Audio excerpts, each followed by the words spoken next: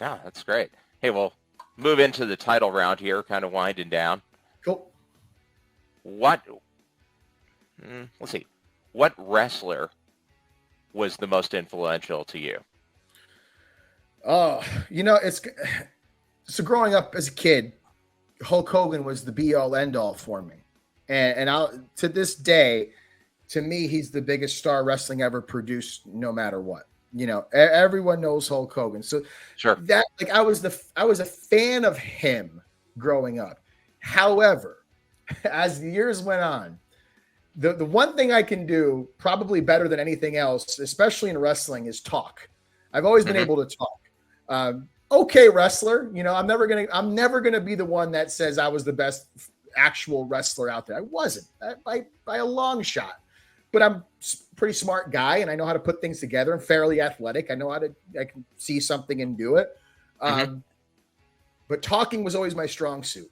And when I was a teenager, my favorite wrestler who talked the most crap, it was the most believable to me anyways, was Shane Douglas. I was a big ECW guy. Okay. I was hooked on him as a bad guy. I was just enthralled with the crap he would talk and the evilness and the vile nature of what he would say and the vile things he would do alongside Francine, especially when he broke Pitbull number one's neck. All that stuff just enthralled me. And I'm like, this guy is crazy, but man, he's cool. And I tried to emulate my talking after him and my promo style after him. And what I found as time went on was it's not so much about doing a wrestling promo. It's about telling the truth and turning the volume up a little bit. And that's all I've done. Since I figured it out, that's all I do. I just tell the truth. I speak from the heart. And I tell my students that all the time. I don't want to hear the wrestling promo. I don't want to hear, let me tell you something, brother, on October blah, blah, blah at the whatever lodge. That's dumb. I don't want to hear that. You're not gonna talk crap to somebody behind the bar like that. How would you pick a fight with me? That's what I want to hear. And usually that's the light bulb goes off and it gets a little bit easier for them. And that's the biggest difference maker. So that was the biggest influence on me because he talks so much and I talk so much now. Yeah. Obviously carried over this long. That's a good one. The franchise. Yeah, absolutely. Doesn't get mentioned too much. Yeah, great wrestler. Yes, very much so. Who would be your dream opponent? There was ideas kicked around of wrestling Shane Douglas recently. Okay. Oh, there you go. I'm on board. I'm on board no matter what. Honestly, it's a weird thing. I don't even know necessarily if I have a dream opponent. I've been fortunate enough to wrestle dozens and dozens and dozens of guys that I grew up watching and earn their respect and then formulate friendships with them after and be looked at as a peer by them. To me, that's just as important as wrestling my favorite wrestler of all time, just having the respect of my peers. So I don't even think necessarily that I do have a dream match per se. Just being able to do what I've done over the past 21 plus years has been a dream enough, honestly. Fair enough. One more question. What's your favorite type of match? I'm old school, man. I think there's no place in wrestling for death matches. That's just me. So we can get rid of that. I think there's a time and a place for gimmick matches, like a tables match or a lat TLC and thing. I've been in those types of matches and stuff. Cage match. We just did a cage match back in July, which blew the roof off the building. If I must say, I happened to be in it.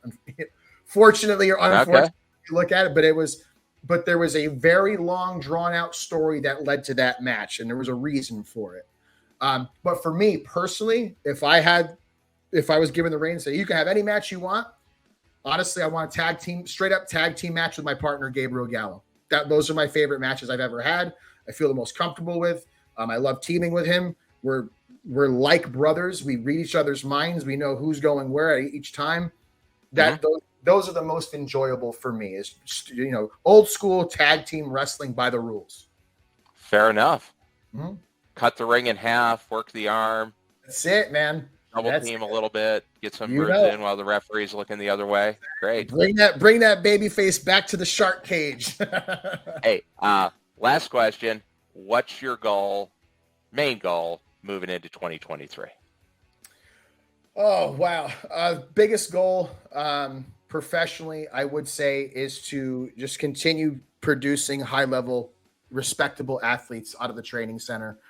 We got a good thing going on right now, and we're looking to actually expand even larger, which I think we're just about there. So that's the big one. Obviously, growing the PCW AZ brand as well. We have a lot of great things lined up for 2023 there. That'll be kicked off to a wonderful start. And I think I'm going to expand the coaching aspect as well and start taking on some new clients, both in a group setting and in one-on-one, because the need is there. And a lot of people do need some help right now, kind of figuring things out and being directed down the right path. And if I can be there attached at the hip with them, I'm going to do that. So those are the biggest goals for next year.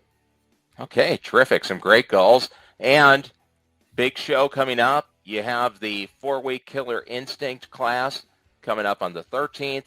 You have the crowning of the first PCW Tag Team Champions. Yes, sir. November 19th. That'll be great. Man, thanks a lot for joining us, Dom. Thanks for stepping into the ring here on Las Vegas Wrestling Scene Confidential, LVWS. You get to be the LVWS Champion of the Week. All right. Yeah, there you go. Put it on your bio. You get another title. Hell yeah. By all means, follow the Knuckleheads. Subscribe to the Knuckleheads podcast wherever you get your podcast, and subscribe to the Las Vegas Wrestling Scene YouTube page for shows like this every week. Dom, thanks again for joining us. Until the next time we step into the ring, I'm Gerald Bentley for LVWS Confidential.